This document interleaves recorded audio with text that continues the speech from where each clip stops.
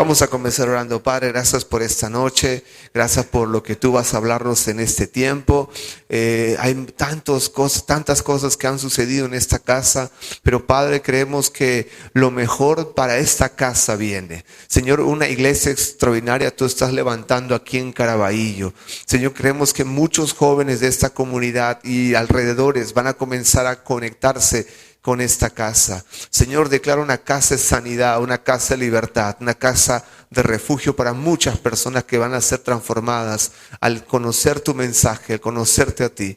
Gracias, Padre amado, en tu santo nombre. Amén y amén. Bien, yo quiero que ahora tu Biblia en el libro de 2 de Samuel, capítulo 21, verso 15. Yo quiero que tú veas lo que Dios nos quiere decir a través de 2 de Samuel, capítulo 21, verso 15. Mientras tú estás buscando el pasaje, quiero decirte, por mucho tiempo siempre, ¿cuántos han escuchado del gigante Goliat y David que lo venció a Goliat, verdad?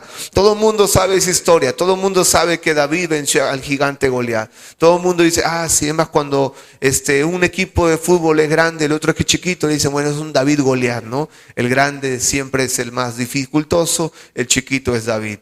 Y cuando Perú años atrás jugaba contra un equipo grande, bueno, es un David contra un Goliat, ¿no? Ahora estamos, bueno, casi igual, también ayer perdimos, no importa.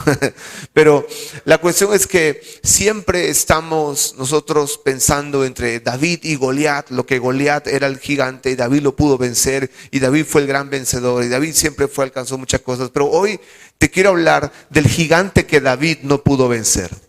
El gigante que David no pudo vencer. Y dice la Biblia en 2 de Samuel 21, 15. Yo quiero que leas, dice, volvieron los filisteos a hacer la guerra a Israel. Repite conmigo, volvieron los filisteos. Dilo más fuerte, volvieron los filisteos.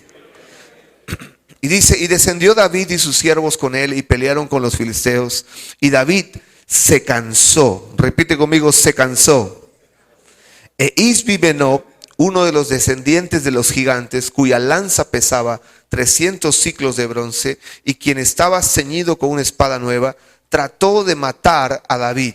Mas Abisai, hijo de Sarbia, llegó en su ayuda e hirió al filisteo y lo mató. Entonces los hombres de David le juraron diciendo, nunca más de aquí en adelante saldrás con nosotros a la batalla, no sea que apagues la lámpara de Israel. Este es el gigante, esta es una historia nueva de un gigante que el famoso David, el rey que hizo la gran proeza, el que Dios usó para defender a su pueblo, el que Dios usó para poder vencer a un gigante llamado Goliat, ahora pasan años después y se enfrenta a un nuevo gigante. El gigante se llamaba esta vez, no Goliat, se llamaba Isbi-Benob. Un lindo nombre para tu hijo cuando nazca. Isbi-Benob. O para su hijo cuando nazca Danielito, Nada de Danielito, Isbi-Benob. Era un gigante que al final David se enfrenta. Porque él dice, cuando ve que vuelven otra vez los filisteos a la guerra, David dijo, bueno, esta ya me la sé. Yo me la voy a enfrentar, yo sé cómo pelearme con los gigantes. Llámate un gigante, este gigante es Papayita. Y va y pelea con este gigante. Pero dice el verso 15, y David se cansó. David se cansó. ¿Por qué se cansó? ¿Qué edad tenía David cuando enfrentó a Goliat? Aproximadamente 17 años. ¿Qué edad tenía David cuando enfrenta a Isbi-Benob? Era 40 años después. Estaba cerca de los 60 años. Casi 57 años tenía él. ¿Cuántos tienen más de 60 años? Levante la mano aquí. Más de 60 años, levante la mano. Más de 60 años. ¿Sabes? Las fuerzas ya no son las mismas. El corazón y el ánimo es grande. Porque a medida que mientras más conoces de Dios, más victoria tienes un gran ánimo increíble. Pero físicamente las fuerzas no siempre son las mismas. Aunque Dios nos fortalece, nos revitaliza, pero las fuerzas no siempre son las mismas. Y luego dice que aparece, menciona el verso 16, e Isbi-Benob, uno descendiente de los gigantes, cuya lanza pesaba 300 siclos de bronce y estaba ceñido con una nueva espada, trató de matar a David. No trató de negociar con David. No trató de burlarse. Este gigante ya no era el gigante que venía a hablar palabras, a decir cosas al pueblo de Israel. Este gigante ya no era palabrero. Este gigante era directo para matar. Cuando dice que tenía una lanza que pesaba 300 ciclos de bronce, habla que este hombre estaba físicamente preparado para enfrentar a este guerrero que era David. Un guerrero histórico, un guerrero valiente, un guerrero que tenía muchos récords de haber ganado muchas batallas, un hombre increíble que todo mundo escuchar a David era escuchar a un valiente, a un vencedor, a un victorioso. Pero se encontraba con un nuevo gigante. Pero este gigante ya no era el gigante, el que encontraba a David como un gigante que hablaba, era un gigante que iba directo al grano, iba directo a la pelea. Dice que él estaba armado con una nueva espada y trató de matar a David. No palabreó, no se burló, no fue como Goliat, él fue directo a matar a David. Y dice, más Abisai, repite conmigo, más Abisai.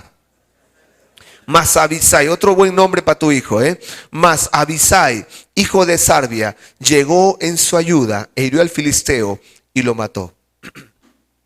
¿Quién era Abisai? ¿Quién era este hombre? Este hombre era un discípulo de David, era más joven que David.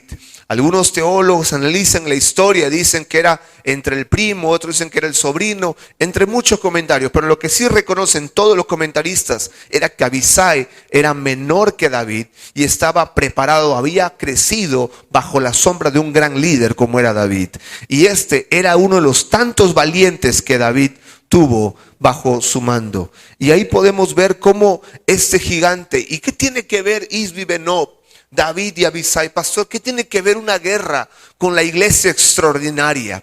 ¿Qué tiene que ver esto con lo que Dios quiere hacer en esta casa? ¿Sabe lo que tiene que ver? Es lo siguiente. Cuando dice el verso 15, volvieron los filisteos, repite conmigo, volvieron los filisteos.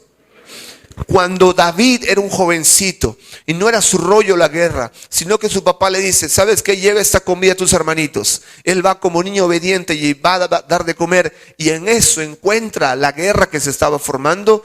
Es cuando David enfrenta y dice, ¿cómo va a haber un hombre a enfrentar, a amenazar al pueblo del Dios vivo, el Dios poderoso de Israel? Y él salió enfrente y logró la hazaña que todo mundo conoce. Y lo mismo dice, volvieron los filisteos. O sea, los filisteos estaban atacando 40 años atrás cuando David era chiquito, era un jovencito. 40 años después seguían volviendo los filisteos.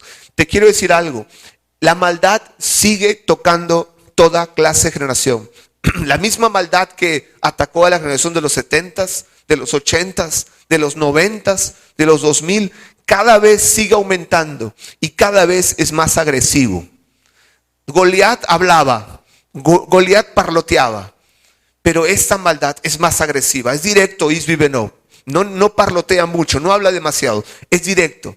Antiguamente, cuando tú querías ver una película pornográfica, en los años cuando mi papá era joven, tenía que comprar de repente un libro pornográfico y eso le creaba cuadros mentales para consumir esos productos. Luego aparecen los famosos cines, ¿no?, antiguos.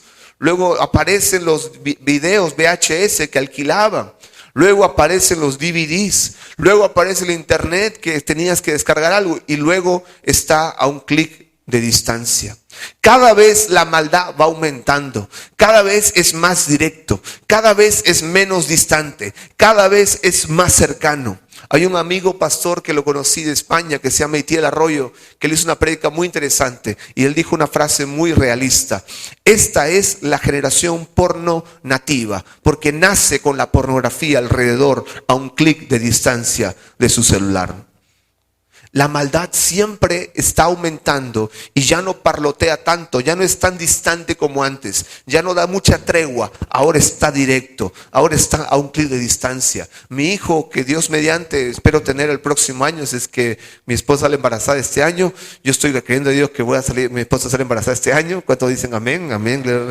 Oren por mí para que me esfuercen. En fin. Entonces yo estoy diciendo, Señor, la temporada que mi hijo va a crecer en los próximos años va a ser una temporada donde quizás la ideología de género se involucre más, de repente la maldad aumente, de repente los amigos ya no tengan amigo, tenga la amiga que es un hombre, es un chico. O sea, va a ser terrible la época. Pero Señor, ayúdame porque cuando abunda el pecado, sobreabunda tu gracia. Entonces vemos aquí, y volvieron los filisteos. ¿Saben qué? pastores, amigos que están acá, hermanos, hermanas, es que la maldad está incrementándose, está aumentando. Y el tema es el siguiente, en la siguiente, perdón. El tema es el siguiente, cuando vemos en pantalla, Isbi Benob, David de Goliat. David era un valiente. Ahí déjalo. David era un guerrero. ¿Quién iba a dudar de David? Un hombre de 57 años. Un hombre, un guerrero de 1000 batallas, de victorias increíbles. ¿Quién iba a cuestionar a este hombre? Pero sale a enfrentar a un nuevo gigante, pero ya no lo puede vencer. Las fuerzas no eran las mismas. Repite conmigo, se cansó. Se cansó. Y luego entró Abisai. Y Abisai es una nueva generación. Repite conmigo, nueva generación. Y él salió en defensa de David y venció al gigante. ¿Sabes qué es lo que pasa en la iglesia de hoy?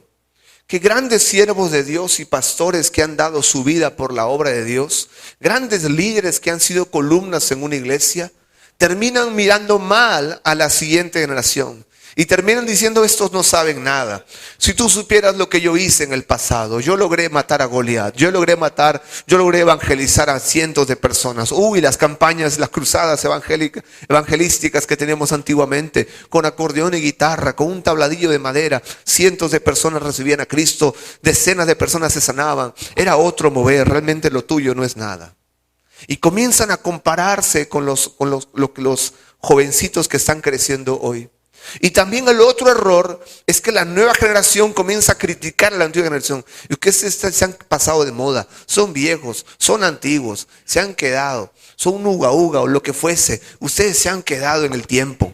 Y comienzan a juzgar y no honran o se olvidan o dicen, no, mi pastor es Monse, mi iglesia es aburrida. Realmente yo quisiera que mi iglesia sea como la de Hillsong o como la de Living o como la de Más Vida o qué sé yo. Quisiera que mi iglesia sea así y no sea como, no me gusta la forma de mi pastor, no me gustan las formas que tiene mi iglesia.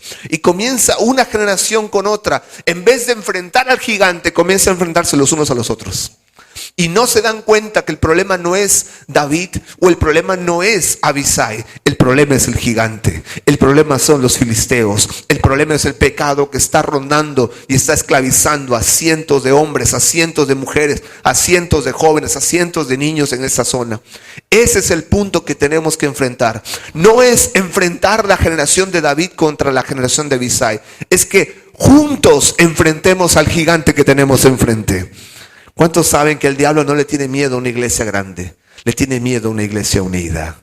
Esta tiene que ser una iglesia unida. ¿Cuántos dicen amén? El diablo le va a tener miedo a esta iglesia cuando se una de corazón. Denle un fuerte aplauso si crees que esta iglesia es unida. Esta iglesia se va a unir. Las dos generaciones van a comenzar a unirse.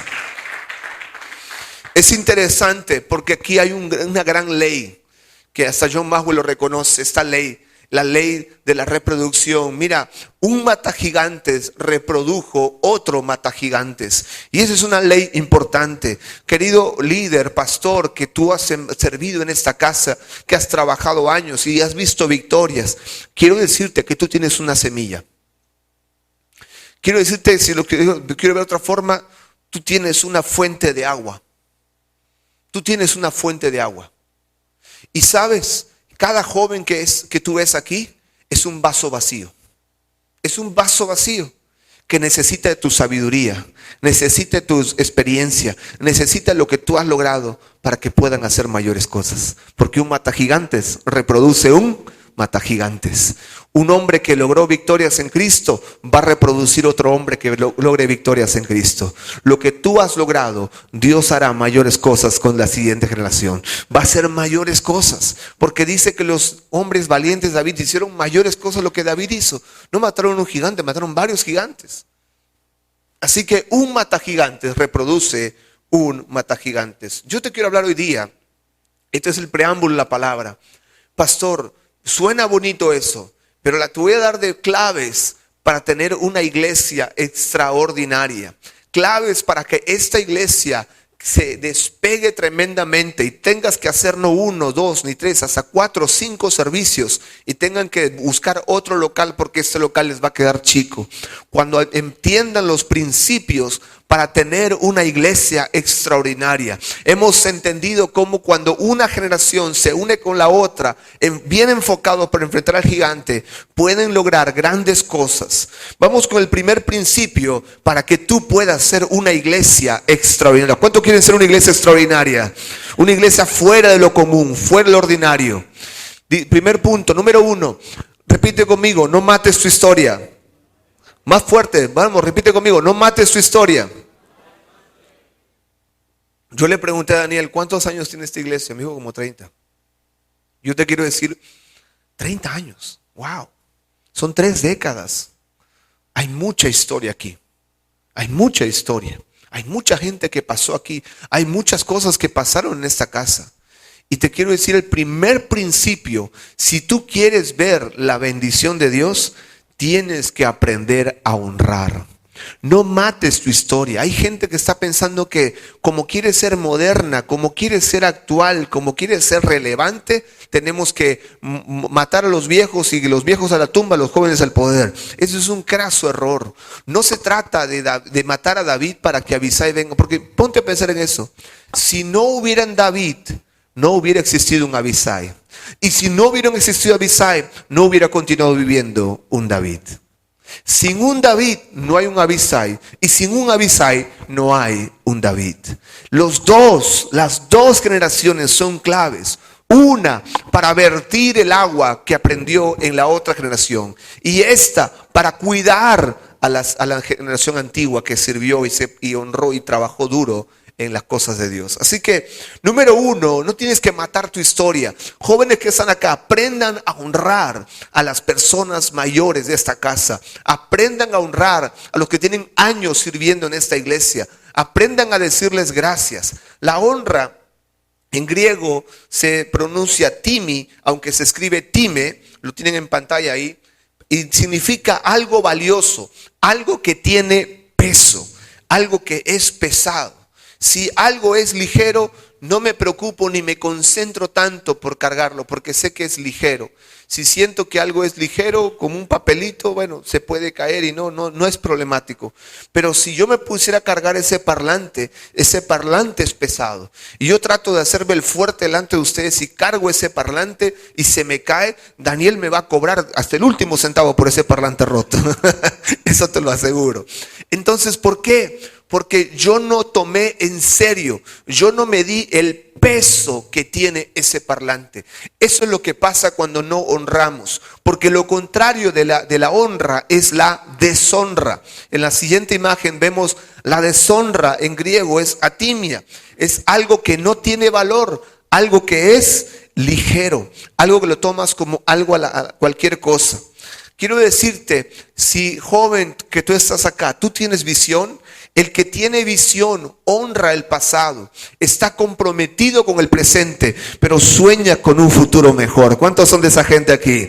El que tiene visión honra el pasado, está comprometido con el presente, pero sueña con un futuro mejor. Tenemos que ser esa generación que aprenda a honrar. Ahora, ojo con esto, la honra no es te quiero papito, te quiero pastorcito antiguo que sembraste en esta casa. No es palabrita solamente. La honra es una manifestación de acciones de gratitud hacia la gente que sirvió. Por ejemplo, ¿hace cuánto tiempo no lo sacaste a comer al pastor fundador de esta iglesia o a los líderes antiguos? Dile, oye hermano, gracias, quiero invitarte a comer. Cuéntame la historia. ¿Cuáles fueron tus victorias? Es como un Abisai con David. Abisai, imagínate, David, cuéntame, ¿cómo mataste a Goliat? Tenías 17 años, nadie creía en ti. El rey Saúl de ese entonces te dio su armadura, pero te la quitaste, ni siquiera usaste la armadura del rey. Y con una simple ondita de piedritas te bajaste un gigantesco. Y nos diste una victoria increíble, alucinante. ¿Cómo le hiciste, Davidcito, viejito David? Y David le comienza a contar a Abisai, mira, fue así, fue así, yo sentí el poder de Dios, yo invoqué el nombre de Dios, yo me amargué cuando escuché a ese hombre avergonzarnos a nosotros, tratar de amilanarnos. Y cuenta tu historia. ¿Hace cuánto tiempo que no pasas tiempo honrando a esa gente que has sembrado en esta casa? Tienes que aprender a honrar. Yo quisiera, antes de pasar al siguiente punto, quiero que se ponga en pie, ¿quién tiene años en esta iglesia, más de 10 o 15 años en esta iglesia? Ponte en pie. ¿Quién tiene 20 años en esta iglesia? Levántela, pónganse en pie. Alguien que tenga 20 años en esta iglesia, 20 años, ponte en pie. ¿Tienes 20 años? Ponte en pie. Ponte en pie. ¿Quién tiene 15 años en esta iglesia? Pónganse, no, manténganse en pie, manténganse en pie. Manténganse en pie. Manténganse en pie, hermano. ¿Quién tiene 15 años en esta iglesia? Levante la mano. 15 años. ¿Quién tiene 10 años en esta iglesia? 10 años en esta iglesia. 10 años. Tan jóvenes, pero no importa. Vinieron en los brazos, vinieron acá. Está bien. Quiero que le den un fuerte aplauso a cada persona que ha sembrado en esta casa. Un fuerte aplauso. A cada persona que ha sembrado en esta casa.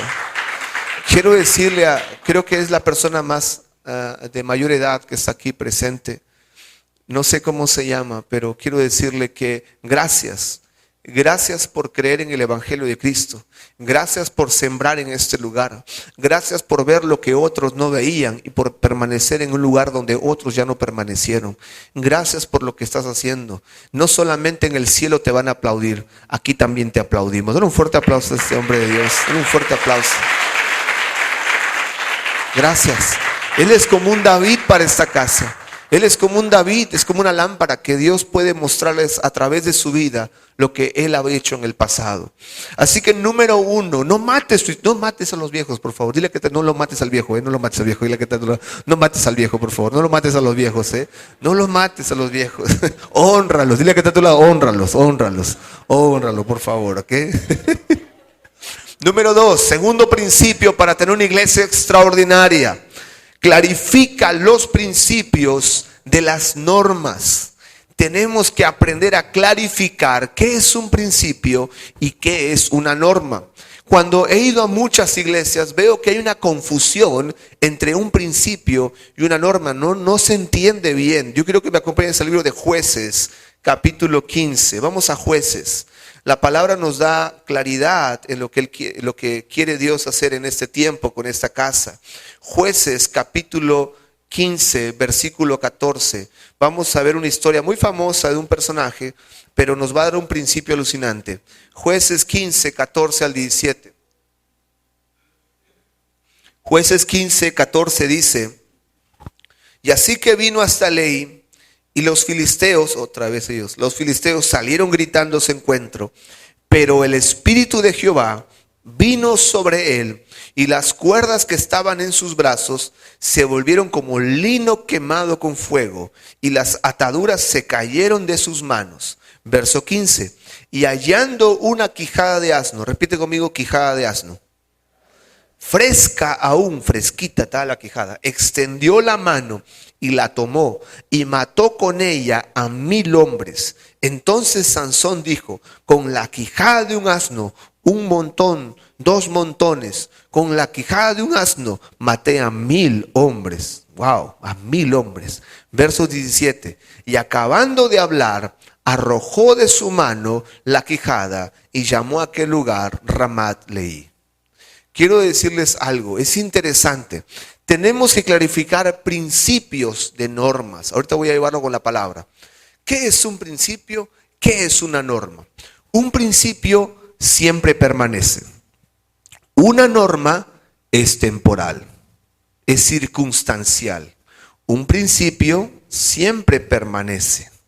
Una norma es circunstancial, responde a una circunstancia, a una época, a un momento, a una etapa. Y esto hay que preguntarse en la siguiente etapa. ¿Funciona en esta etapa? ¿Vale la pena repetirlo? ¿Podemos cambiarlo por otro? ¿El Evangelio, perdemos la salvación por cambiar esto? Recuerde algo, el mensaje de Cristo siempre permanece, las formas tienen que cambiar. Porque te voy a poner este ejemplo. Si a partir de este pupitre hacia abajo todo cambia, de este pupitre hacia arriba nada cambia. ¿Cuántos saben que Dios nunca cambia? ¿Cuántos saben que cielo y tierra pasará, pero su palabra no pasará?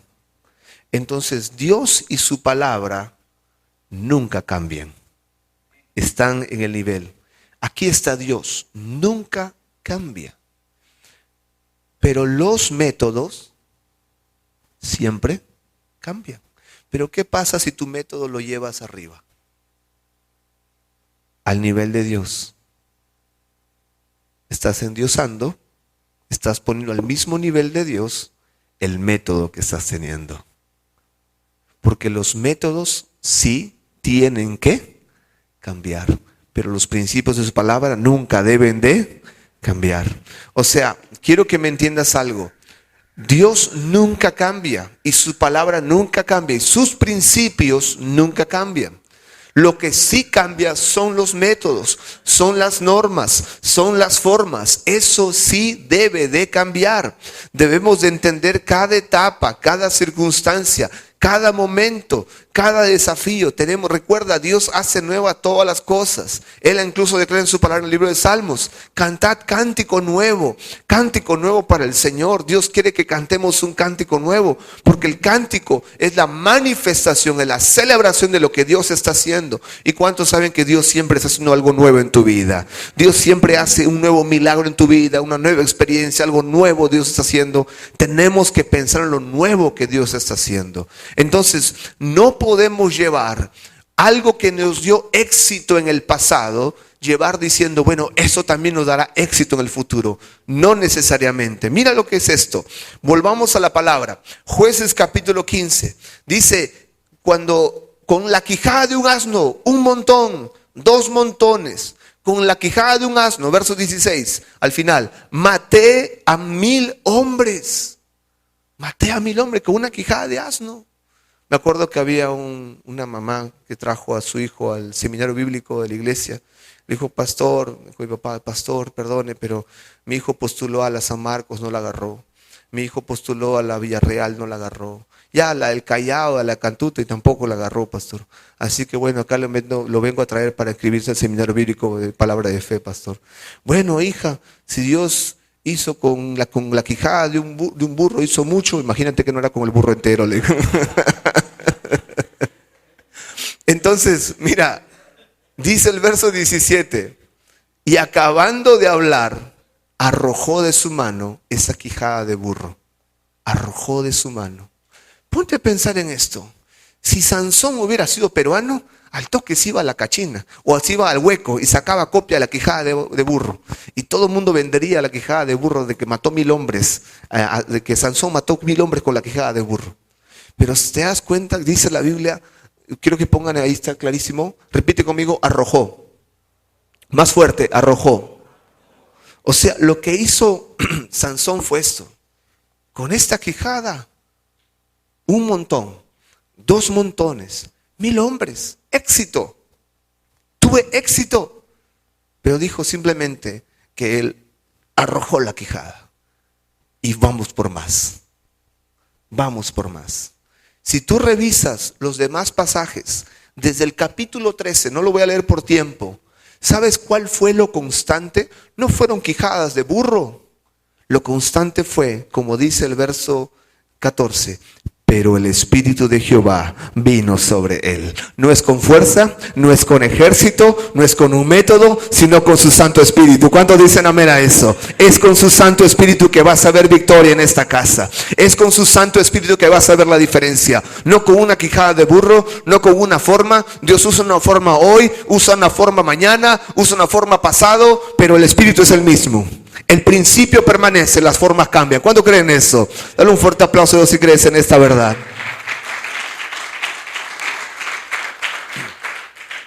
Así que tienes que clarificar qué es un principio y qué es una norma. Son dos cosas diferentes. Tenemos que entender que hay que arrojar.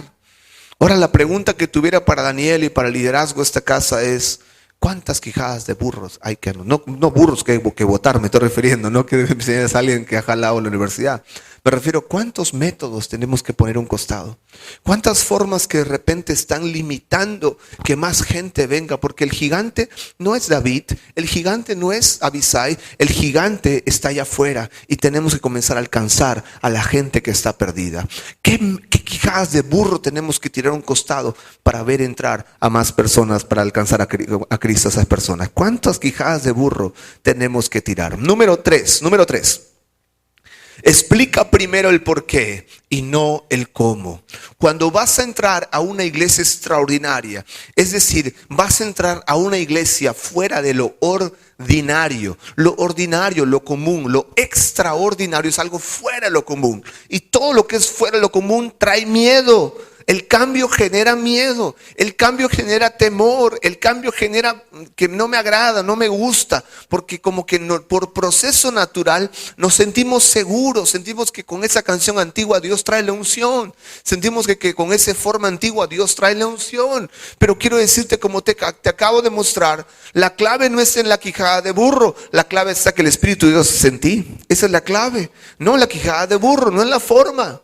Entonces, jóvenes o líderes, no vengan con la pata arriba. Vamos a cambiar todo esto. Aunque han cambiado un montón de cosas, ¿no? Pero vamos a hacer esto, lo otro. Tranquilo, cálmate. Dile que está a tu lado, cálmate. Cálmate. Dile que está a tu lado, cálmate, tranquilo, cálmate. Cálmate. Primero es el por qué y luego es el cómo. Explica el por qué hay que cambiar, por qué hay que dar este paso, por qué hay que emprender eso nuevo que Dios tiene para la iglesia. ¿Por qué? Siembra mucho el por qué. Que la gente entienda las razones de la justificación que por lo cual tenemos que hacer este cambio. Y luego explica, bueno, ¿cómo lo vamos a hacer? Vamos a poner una música así, vamos a poner una luz de este color, vamos a poner un programa a la entrada, de repente haremos una persona dando la bienvenida, daremos la vuelta a este lugar. No sé, lo que Dios te guíe. Pero tienes que primero explicar el por qué y después explicarás el cómo. Número 4, visiona pensando en la siguiente generación. La visión que es de Dios trasciende a las generaciones. Nunca una visión muere con una persona. Si una visión muere con una persona, no era la visión de Dios, era la visión del hombre. Pero la visión de Dios trasciende de generación en generación. Como en la siguiente imagen podemos ver, Moisés, Dios le dijo, lleva al pueblo a tierra prometida. ¿Entró? Nunca entró. ¿Quién entró? Josué entró a la tierra prometida. La visión que Dios le dio a Moisés no se cumplió con Moisés, se cumplió con Josué. Dios le habló de un templo a David, ¿lo terminó él? No. ¿Quién lo hizo? Salomón. O sea, la visión que Dios le da a un hombre se cumple en la siguiente generación. Jesús les dio una visión, me serán testigos en Jerusalén, en Judea, en todo Samaria, hasta lo último de la tierra. O sea, la visión que Dios le dio a Jesús se cumple con sus discípulos y se sigue cumpliendo con nosotros que somos sus discípulos y seguimos predicando hasta los confines de la tierra. O sea, la visión que proviene de Dios trasciende de generación en generación. Ponte a pensar, volviendo a David con Abisai. Dios le dio a David esa visión de ser un rey vencedor y conquistar muchos territorios para el pueblo de Dios. Pero cuando ya tenía 57 años, vuelven los filisteos. Él dijo, bueno, esto ya me la sé, voy a enfrentarlos. ¡Pum! Y en eso se da cuenta que se cansa, que las fuerzas no son las mismas. Y viene Abisai, una nueva generación, y cumple y hace cumplir una promesa. Y todavía le dice al final, no salgas más a la guerra, no vaya a ser que apagues la lámpara de Israel. O sea, Dios tiene una promesa para este pueblo, Dios tiene cosas grandes para este pueblo, pero hay momentos que tenemos que los mayores tenemos que dar lugar y ver cómo los demás están ejecutando, cómo los demás están creciendo, cómo los demás están desarrollándose. Recuerda, la visión que proviene de Dios no muere en una generación, sino que trasciende a la siguiente generación. Y quiero decirte algo, queridos líderes mayores o papás que están acá. Herencia es lo que tú le das a tus hijos. Legado es lo que tú dejas en tus hijos. Te lo digo nuevamente. Herencia es lo que tú le das a tus hijos. Legado es lo que tú dejas en tus hijos. Cuando yo dije al principio, un matagigantes reproduce un matagigantes, es que David no le dio una espada a Abisai, no le dio una lanza a Abisai, le dio un legado, le dio algo que penetró al corazón. El mismo espíritu que había en David había también en Abisai. El mismo poder del matagigantes había también en Abisai. Por eso Abisai pudo también hacer un matagigantes. Cuando Moisés estaba aburrido, Moisés estaba desanimado. Señor, quítame la vida. ¿Quién soy yo? ¿Acaso les he destetado a este pueblo para que tenga que aguantarlos? Estaba molesto David. Señor, no aguanto. Quítame la vida. Mátame ya. Ahora. Muere. Y no moría. Dios lo mira, le dice, a ver, cálmate, Moisésito, mira. Mira, cálmate, ¿eh? Compadre, levanta 70 hombres y yo pondré en ellos el mismo espíritu que hay en ti, los voy a poner en ellos. El mismo espíritu que hay en ti. Me parece alucinante. No dijo, levántame 70 hombres y yo pondré de mi espíritu en ellos. ¿Sabes qué significa eso? ADN. Repite conmigo, ADN. O sea, la misma pasión, la misma ganas, la misma garra, el mismo entusiasmo, el mismo corazón, el mismo compromiso que hay en ti, Dios lo va a poner en otros también. Ese llamado, ese fuego que te arde, eso que te hace venir temprano, armar los instrumentos, colocar los cables, Dios lo va a poner en hombres fieles cuando tú comiences a levantar a otros, cuando levantes a una generación de Abisai. Y lo que tú hacías, ahora otros lo van a hacer. Y no solamente lo van a hacer, mayores cosas lo van a hacer que lo que tú estás haciendo. La visión no muere con una generación. Cuando comprendemos que herencia es lo que dejamos a nuestros hijos, pero legado es lo que dejamos en nuestros hijos. Yo puedo ser un guitarrista y puedo tocar con esta guitarra Fender. No sé si es Stratocaster, no sé qué tipo de guitarra eléctrica es, pero puedo tocar con esta guitarra Fender que me ha costado $500, qué sé yo. Y puedo darle esta guitarra a otra persona. Y puedo decirle, toca la guitarra, te doy mi herencia, mi guitarra. Qué linda guitarra. Pero ¿qué puede marcar la diferencia que un músico venga temprano a ensayar, se esfuerce por tocar bien y lo más importante, adore con pasión a Dios en la plataforma? No una guitarra física, sino la misma pasión que hay en ti, con la que tocabas la guitarra, con la que venías temprano a ensayar. Esa misma pasión se llama legado, que tú dejas no en la mano de alguien, sino en el corazón de alguien. ¿Me entendieron la figura? O sea, la visión no muere con una generación, sino que trasciende de generación en generación. Número 5, para ser una iglesia extraordinaria, tienes que ejecutar los cambios con paciencia. Yo siempre declaro una frase: el que abraza el proceso alcanza el progreso. Repite conmigo, el que abraza el proceso, un poco más fuerte, el que abraza el proceso alcanza el progreso. Recuerda eso, si tú abrazas el proceso, vas a alcanzar el progreso. Iglesia, no se desespere. Los cambios no ocurren de la noche a la mañana. Empiezan con algo pequeño, algo pequeño. Me acuerdo cuando Elías estaba clamando a Dios por la lluvia y le manda a su criado, anda a ver si hay lluvia, anda a ver si hay la nube. Y en eso le dice a su criado, hay una pequeña nube que lo puedo coger con mis palmas. Es una pequeña, algo chiquito, pero poco a poco esa pequeña nube fue creciendo hasta hacer una gran lluvia que paró toda la sequía en ese pueblo. Quiero decirte, los grandes milagros empiezan en pequeño. ¿Acaso no te acuerdas cuando los discípulos estaban desesperados? ¿Cómo les damos de comer a esta multitud? Hay 5,000 personas, habían más, 15,000 a 20,000. ¿Cómo le damos de comer? Y en eso aparece un niño con un poquito de panes y peces. ¿Y qué hicieron eso? Lo pusieron en las manos de Jesús. Y ese poquito se multiplicó y bendijo a miles de personas. Los grandes milagros empiezan con pequeños pasos. Tenemos que ejecutar los cambios con paciencia. Paso a paso, 10% de cambio es bueno, poco a poco. Hay gente que me pregunta, pastor, ¿qué determina la velocidad de un cambio en una iglesia? El tamaño de la iglesia, la estructura de la iglesia, la mentalidad de muchos líderes de la iglesia. En mi iglesia tenemos 54 años, o sea, no somos nada jovencitos, somos más viejitos que ustedes. Y en mi iglesia tenemos líderes que están desde que antes que yo nazca, antes que yo sea un concepto en la vida, ellos ya estaban en la iglesia predicando, sirviendo. Y ellos me vieron crecer, ahora soy su pastor, imagínate.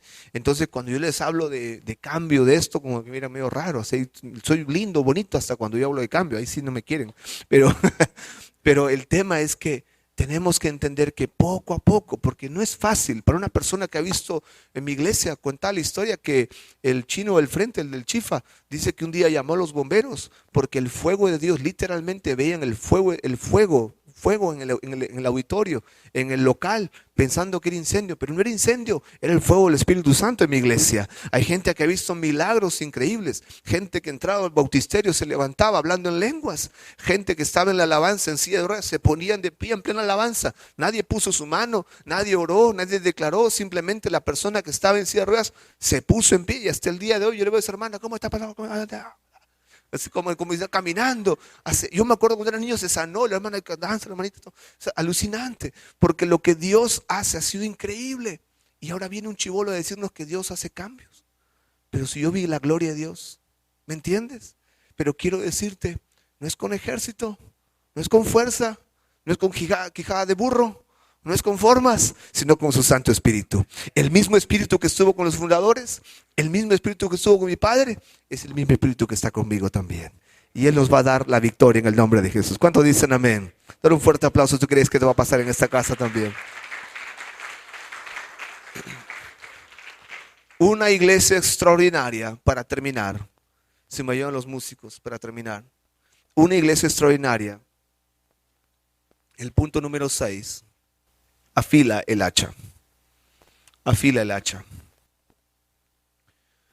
Stephen Covey, autor de un libro muy famoso llamado Los 7 hábitos de la gente altamente efectiva. Un libro que batió récords de ventas a nivel empresarial, a nivel laboral, en muchos aspectos y niveles de la sociedad. Escribió este libro y en el 7º hábito de este libro habla de que el hábito de un hombre efectivo es que afilar el hacha. Y en el capítulo de este 7º hábito narra la historia de Martin Luther King, cuando Martin Luther King, que enfrentaba una gran visión, tenía una gran visión, tenía un gran sueño. Él dio un discurso impresionante en Washington. I'm on a dream. Yo tengo un sueño. I have a dream. Yo tengo un sueño.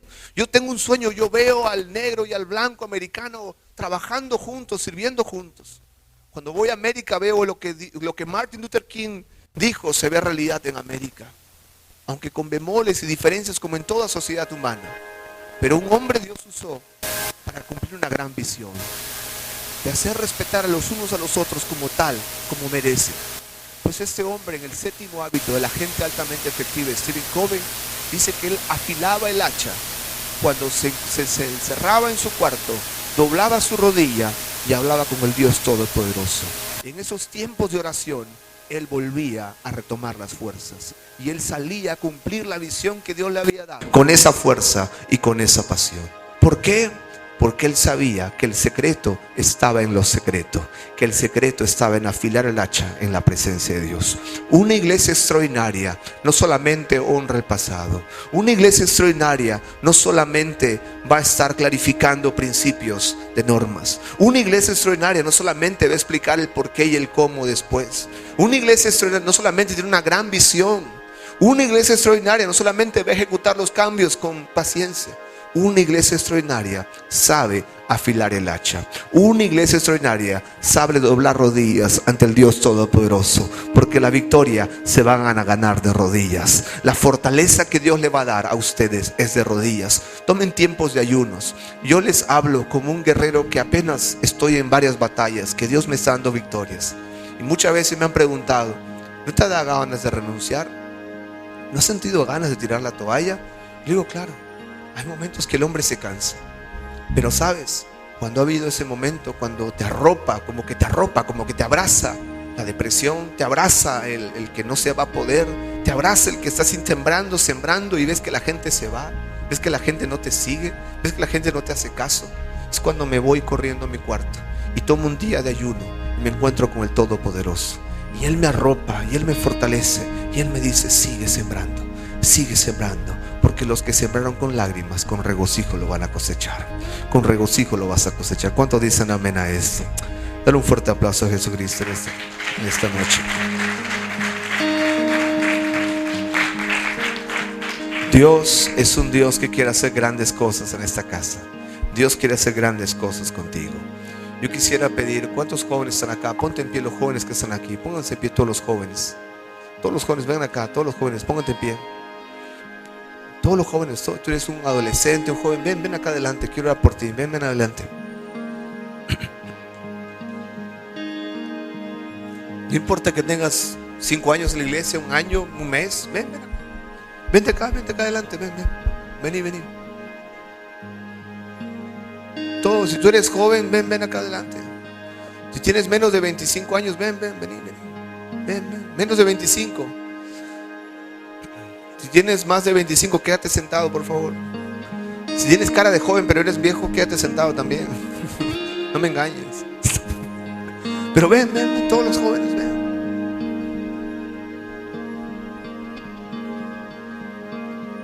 ¿Sabes qué? Quiero que volteen y miren a los que están sentados. Volteen, miren los que están sentados. Muchos de los que están sentados hubieran querido venir a la iglesia cuando eran jóvenes como ustedes. Muchos de los que están sentados, ¿cuánto no darían por tener la fuerza que tienen ustedes para hacer grandes cosas como lo hicieron en el pasado? Muchos de ellos son Davids que han logrado grandes victorias, pero hoy como que las fuerzas no son las mismas. Pero tú sí tienes fuerzas.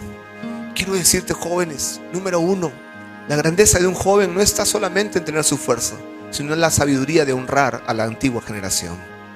Y sabes, joven, aprende a honrar a esa gente. Aprende a respetar a estos hombres y mujeres. Aprende a honrar a tu papá y tu mamá. Porque ¿cómo puedes honrar a un Dios a quien no ves si no sabes honrar a unos padres a quienes sí tú ves? Tienes que aprender a honrar a tus padres en tu casa. El amor a Dios no empieza con palabritas en el púlpito ni saltadas aquí en el auditorio. Empieza cuando honras a tu papá y tu mamá en casa. Pero sabes, querido joven que estás aquí, Dios te quiere usar. Dios sí te quiere usar. Y Él quiere que seas parte de este tiempo en esta iglesia y que seas parte de este cambio que Él va a hacer con esta casa. Lo que Él simplemente quiere un corazón que esté dispuesto, como David cuando dijo: heme aquí, papá, yo voy a dar de comer a mis hermanos. Yo voy a hacer lo que tú me dices que tú quieres que yo haga. ¿Cuántos jóvenes dicen amén aquí? Levanta tu mano si tú crees en esto. Levanta tu mano. ¿Cuánto quieres, Señor? Heme aquí, yo quiero que tú me uses. Heme aquí, si tú estás acá adelante, no importa un valiente, levanta tu mano, yo quiero que tú me uses, Señor. Úsame, Señor. Yo quiero que todos los mayores se pongan en pie y extiendan tu mano sobre estos jóvenes. Yo quiero que bendigas a toda esta generación de líderes, porque tendrán cara de chibolos, serán como que parece que no pasa nada con ellos, pero Dios tiene grandes cosas con ellos. Dios tiene un gran destino con esta generación. Dios tiene un gran propósito con estos muchachos.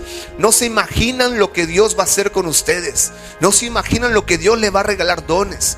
Si su papá, su mamá hizo algo, ustedes van a hacer 2, 3, 4 veces más cosas de lo que ellos hicieron. Si tu papá corrió 1 milla, tú vas a correr 2 millas. Si tu papá logró de repente una empresa, tú vas a agarrar 2, 3 empresas, vas a extender el negocio. Si tu papá Dios hizo grandes milagros con su vida, tú vas a hacer el doble, el triple de los milagros que lo que Dios hizo con tu papá. Si tu papá nunca hizo nada y tú has venido aquí por primera vez de repente en esta casa, quiero decirte que tu historia apenas acaba de comenzar. Una gran historia Dios va a escribir. Vamos a orar. Padre, te doy gracias por esa nueva generación. Señor, bendigo a estos jóvenes.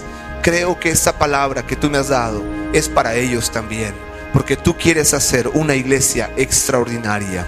Tanto la generación de David hoy bendice a la generación de Abisai, y la generación de Abisai hoy se compromete a honrar y bendecir la generación de David. Señor, el problema no es David, el problema no es Abisai, el problema es el gigante, el problema son los filisteos, son los demonios que están atando a tantos jóvenes, los tienen limitados, encadenados, limitados en todo lo que pueden hacer, ciegos, no pueden ver. Pero Señor, esta nueva generación, esta iglesia, la generación de David y la de Abisai juntos van a hacer grandes cosas. Padre, bendigo a cada joven, bendigo a cada señorita, bendigo a cada joven que está acá adelante, bendigo los sueños, dale visiones, dale creatividad. Señor, que ellos puedan correr con esas ideas increíbles que tú les has dado. Padre, que nunca se miren menos estas chicas, que nunca sientan que no son nada, que nunca se sientan que no hay dinero. Padre, porque lo importante es tener visión, porque luego viene la provisión.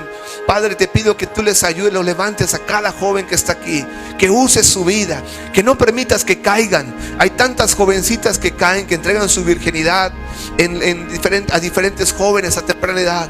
Pero Señor, bendigo a esta generación de chicas, que son chicas que se van a mantener y se van a guardar para ese hombre que tú tienes preparado para sus vidas. Estos jóvenes se van a mantener, no van a caer en las redes de la pornografía, del pecado. Van a ser libres de toda cadena y van a comenzar a predicar a otros jóvenes. Oye, amigo, se puede ser libre, se puede ser cambiado por Dios. Yo experimenté al Dios vivo, tú también lo puedes experimentar. Padre, derrama de tu unción y tu poder a cada joven, a cada señorita que esté en este lugar. Gracias, Padre amado. Bendigo sus vidas, bendigo a cada persona y bendigo a esta iglesia. Bendigo a la generación de David. Bendigo a todos los que están acá parados, que son mayores de edad. Te pido que los fortalezcas, que les des esa capacidad de sembrar todo lo que han aprendido. Siempre en esta generación, porque estos jóvenes son vasos vacíos que necesitan el agua que Dios les ha dado a ustedes. Gracias, Padre amado. Bendigo esta generación y bendigo esta casa. Esta iglesia, Señor, será una iglesia extraordinaria, una iglesia diferente, una iglesia de milagros, una iglesia unida, Señor, porque el diablo no le tiene miedo a una iglesia grande, le tiene miedo a una iglesia unida. Y Señor, yo creo que esta casa, esta iglesia es una iglesia unida, en el nombre de Jesús. Gracias, Señor Dios. Gracias, Padre amado. Amén. Dar un fuerte aplauso a Jesús.